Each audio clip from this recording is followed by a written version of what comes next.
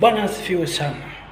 Leo hii nataka niwape moyo wa Kristo wenzangu ambao walikubali kubeba msalaba wa Yesu, walibatizwa kwa njia ya Kristo kwa jina la Baba na la Mwana na Roho Mtakatifu.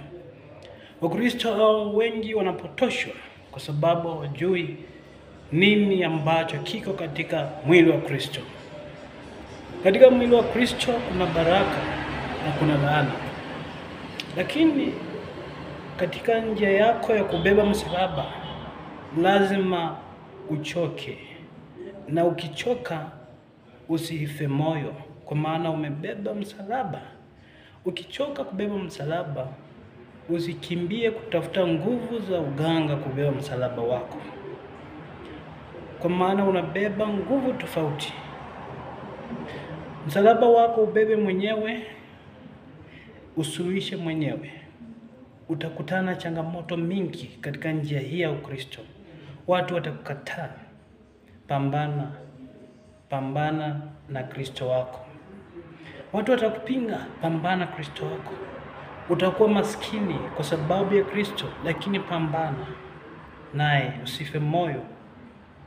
Watu watakuzungumzia mambo mengi, lakini pambana wewe Kristo. Utaanguka kwa sababu ya hili neno, kwa sababu ya Kristo, lakini kaa naye, kwa maana wakati upo ambapo atajidhihirisha kwako na atadhihirisha utukufu wake.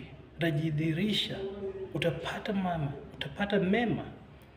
Ikiwa wewe leo hii wewe ni Mkristo, wewe ni mhubiri, kuna wahubiri ambao wakipata changamoto katika kanisa, kulea kanisa, wanaomba mambo yaendi kwa sababu ya ulegevu wao. Wanaona suluhisho kukimbia kutafuta nguvu zingine. Wanatafuta nguvu baharini, wanaenda kwa waganga kutafuta nguvu ili kulinda mwili wa Kristo. Hautaweza. Mwili wa Kristo unataka nguvu kutoka kwa Kristo, nguvu za kiroho, nguvu zitokazo kwa Mungu. Ikiwa wewe uliubeba msalaba, kubali kutusiwa, kubali kukataliwa kwa sababu ya Kristo. Sisi tulikataliwa, tulianguka kwa sababu ya Kristo. Tulilaaniwa kwa sababu ya Kristo. Laana ipi ambayo tujapewa? Lakini Kristo, kwa sababu tumemkatalia,